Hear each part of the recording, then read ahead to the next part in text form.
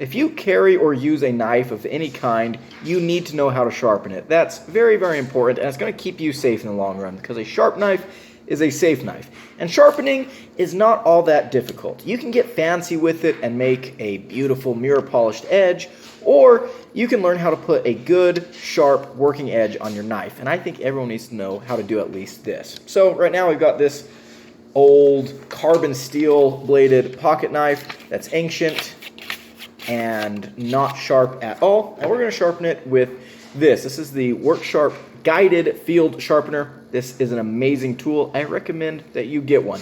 You will thank me later. When you're starting off sharpening, especially if you're going from completely dull to sharp like I am right now, you want to start with your coarsest grit. This is going to remove the most steel in a timely manner. So this sharpening stone right here has built-in guides, which is helpful. You don't have to use them, but if you're a beginner, you probably should. This little area right here is called a sharpening choil. That separates your ricasso from your edge so that you can only sharpen your edge. All you have to focus on is from here to the tip. So you set your knife there against the stone and drag towards you. Try to do the same number of passes on each side of the blade. Use light pressure. Let the abrasives do most of the work.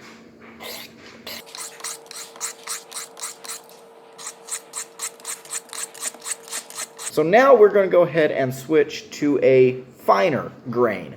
Again, use very, very light pressure. The key to a good, quick sharpening is to keep your angle. 20 degrees I think works well for most kinds of knives. If you're not an experienced sharpener, I wouldn't go much below 17 degrees per side, and definitely don't go much above 25 degrees per side, otherwise you're going to have basically an axe. Outdoor knives and harder use knives typically can do better with a little bit of a higher angle edge. EDC knives and food prep knives typically do better with a lower angle edge. To keep your angle, make sure that you've got steady hands, and try to act like you're cutting off the very top layer of your stone as you're dragging your blade over it. Think of it almost like an onion. You're just trying to separate an invisible top layer from it. After I finish with my fine stone, I can hit it on a ceramic rod, but I'm not going to do that with this blade. I'm going to go straight to a strop.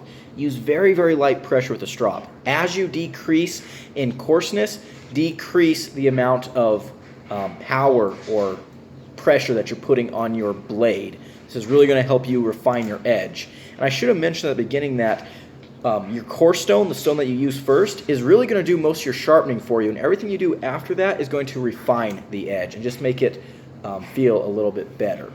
I also think it's really important to keep the same angle when you are stropping your edge. Alrighty, let's see what we got. That's a sharp knife, son, and that's a good working edge.